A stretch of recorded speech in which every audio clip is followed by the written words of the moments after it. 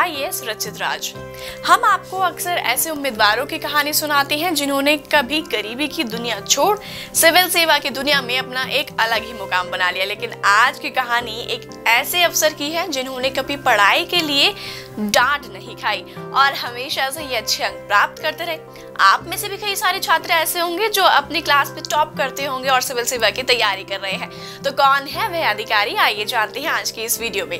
नमस्कार, मैं कृतिका आप सभी का स्वागत करती हूँ प्रभात एग्जाम के यूट्यूब चैनल पर। यह एक ऐसा प्लेटफॉर्म है जो आपको मिलती है सभी कॉम्पिटिटिव एग्जाम्स के बारे में महत्वपूर्ण जानकारियाँ जो आपको किसी भी एग्जाम में सफल होने में मदद कर सकती है। अगर आप हमारे यूट्यूब चैनल पर पहली बार आए हैं तो हमारे चैनल को लाइक और सब्सक्राइब जरूर करें और हमारी वीडियोस को सबसे पहले देखने के लिए बेल आइकन जरूर दबाएं। तो चलिए शुरुआत करते हैं आज की इस वीडियो की।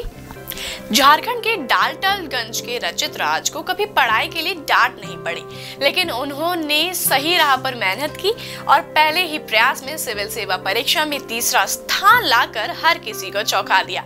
बचपन का सपना था सोसाइटी के लिए कुछ करना है, देश को गुड गवर्नेंस के जरिए प्रगति की राह पर ले जाना है।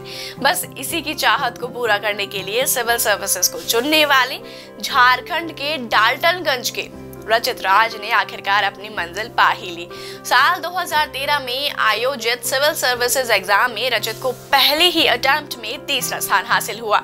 ये अलग बात है कि उन्हें कतई इस सफलता की उम्मीद नहीं थी, इसलिए यह रिजल्ट एक सरप्राइजिंग के तौर पर उन्हें लगा। हालांकि वे खुश हैं कि उनकी ईमानदारी की मेहनत रंग लाई। BIT वेल्लोर से बायोटेक्नोलॉजी में बीटेक करने वाले रचित कहते हैं कि यूथ राष्ट्र निर्माण में अपनी भागीदारी निभाना चाहते हैं।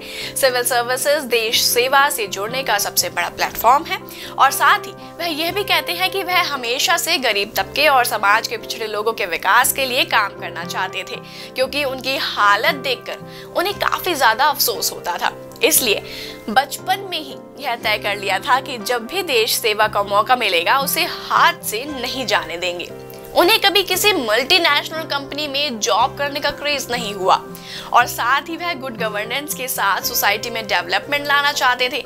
इसलिए अब के बाद उनकी पहली कोशिश यही होगी कि सीधे लोगों से कनेक्ट कर सके, स्थानीय समस्याओं को दूर करने के लिए प्रयास के साथ ही ब्यूरोक्रेसी को टेक्नोलॉजी फ्रेंडली बनाए और साथ ही पुलिस की ओर विजिलेंटिंग बनाए और पुलिस को और ही ज्यादा विजिलेंट बनाए। उनके अनुसार सिविल सर्विसेज में कामयाबी का कोई फिक्स्ड फॉर्मूला नहीं है। जो भी स्टूडेंट ईमानदारी के साथ 5-6 महीने तैयारी करता है, सिलेबस के अनुसार टू द पॉइंट स्टडी करता है, उसे सफल होने से कोई नहीं रोक सकता। जहां तक एक इंटरव्यू की बात है, उसमें कैंडिडेट की पूरी personality, presentable skills, administrative case study के जरिए प्रेशर हैंडल करने की क्षमता, लोगों से डील करने का हुनर, ऑनेस्टी और इंटीग्रिटी चेक की जाती है।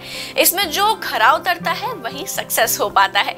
मेरी सफलता में यानी उनकी सफलता में कड़ी मेहनत के साथ साथ माता पिता के मॉरल सपोर्ट ने अहम भूमिका निभाई है। उन्होंने लाइफ के हर मोड़ पर उनके फैसले में उनका साथ दिया। हम आपको बता दें कि रचित ने दिसंबर 2012 में एक प्लानिंग के तहत सिविल सर्विसेज की तैयारी शुरू की थी।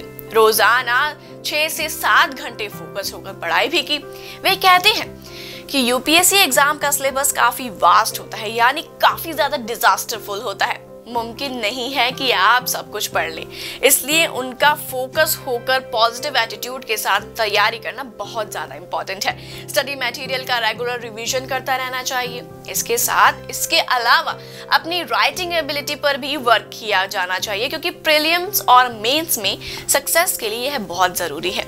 उन्होंने ज्यादा से ज्यादा क्वेश्चंस की प्रैक्टिस की। हाँ, इंटरव्यू से पहले थोड़ा नर्वस थे, बट क्या हुआ, लेकिन वे खुशकिस्मत थे कि उन्हें पूछे गए करीब 12% सवाल ओपिनियन बेस्ड थे, जिसके जवाब उन्होंने विश्वास के साथ दिए। रचित की माने तो UPSC के सिलेबस में हुए बदलावों से नुकसान नहीं, फायदा ही हुआ है।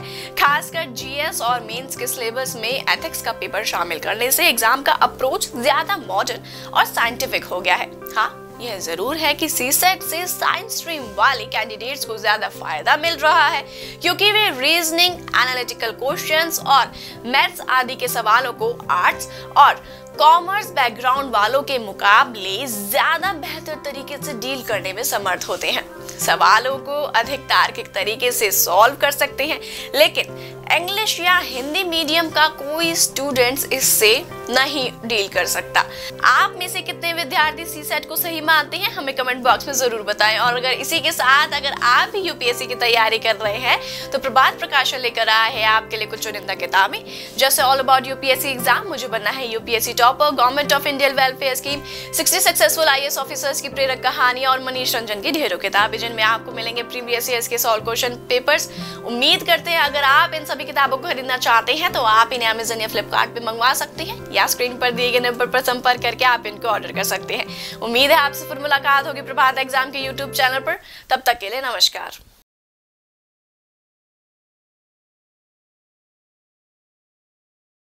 यूपीएससी की प्रीलिम्स परीक्षा में गारंटीड सक्सेस के लिए भारत का प्रसिद्ध पब्लिशर प्रभात प्रकाशन आपके लिए लाया है यूपीएससी 26 वर्षों के टॉपिक वाइज सॉल्व्ड पेपर्स।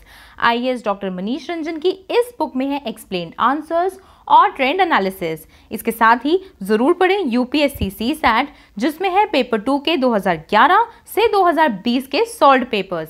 ये दोनों बुक्स इंग्लिश में भी अवेलेबल हैं। आज ही ऑर्डर करें ऑनलाइन अमेज़न या फ्लिपकार्ट से और क्रैक करें यूपीएससी एग्जाम।